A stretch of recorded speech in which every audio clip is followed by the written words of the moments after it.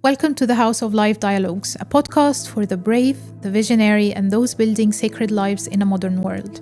I am Maria of Egypt, and in each episode, we explore grounded wisdom, sacred entrepreneurship, and the art of choosing love over fear.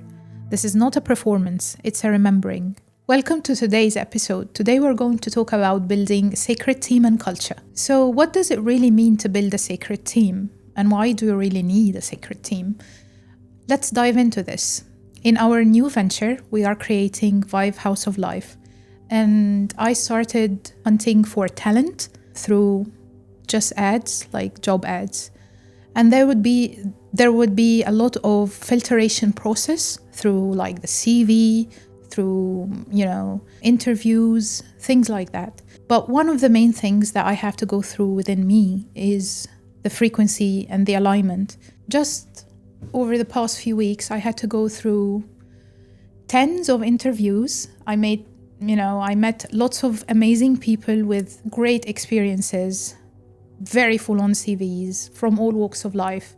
It's very difficult for you to narrow it down to one person for one job or even two people for the same job. It's very, very difficult. I've never been in that position before. And I had to practice my discernment. I have to follow my intuition. Sometimes I can make the decision while I was sitting there, and sometimes I even made the decision on the CV. I would feel the energy and I would tap into it, and I thought, this is the right person for the team. But sometimes it's really difficult, and I have to sleep on it for a day or two to be able to pick the right person for the right structure, or even create a new job for someone, that feels right for the team. I had to do this 2 times in the past 2 weeks. That was quite expensive for me, but I was open and I had to practice what I preach, so I was ready to pivot and give it a go. I don't regret it. I think I've done the right thing, but I had to go through some processes and create like a structure for myself to be able to discern which frequency I want to bring on the team. So for example, with our Vive tribe, I wanted to hire a manager for the clinic, and I wanted to hire someone to help me with the admin. I wanted to hire a clinical lead so I would be able to provide IV therapy. And so it started as only 3 jobs, but at the moment we have bigger team, almost 6 on the team. They're doing various different things.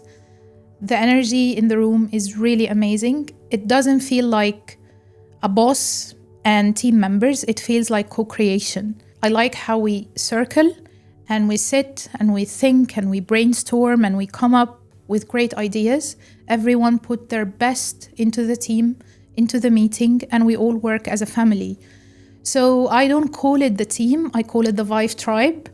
It gives this homey feeling, and I think it's very important for business leaders to be able to cultivate this culture in their businesses, because that's how they radiate this to other people around them, to people who wants to be part of the team down the line, or even to their clients. My biggest lesson as a leader is telling someone no, putting this boundary up, when someone is not doing what they were supposed to do, when they are not delivering, slacking a little bit. This is I'm trying to learn how to be professional in approaching a situation. I don't want it to be personal in any way. I just have to be very professional and blunt about it and compassionate in whichever way I can, because I always want to act out of love. So that has been my biggest really learning curve, to be able to say to someone, you can't be with the team, or you are not doing what you are supposed to do. It's okay, that you can take it back a bit and we can find someone else to help, or even somebody to replace. Yeah, I would say this has been my hardest lesson. The clearer your vision and the purer the frequency is, the more in tune you are with yourself and your vision. It's easier for you to discern the energies and the frequencies that the team members are bringing. Some people would be out of alignment sometimes because of things happening in their life, and some people would have different kind of goals and things. It's the responsibility for the leader to maintain the clarity of the container and to make sure that the frequency is aligned. And I am learning to do it in a compassionate, positive way, not in a criticizing or judgmental way. So I would be able to bring everyone on the frequency of love. I would, obviously, because we come from different backgrounds and different walks of life and different experiences, some people would operate from fear, some people would operate from lack, some people would operate from guilt, some people would just want to please me because I'm the boss. One of the things that I had to cultivate is to be able to discern the energy and try to correct it, make some sort of alignment.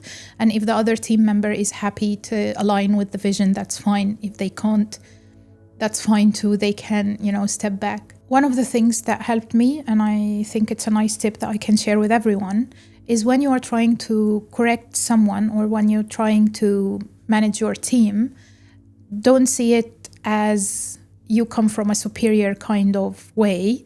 You are basically the servant of all of them.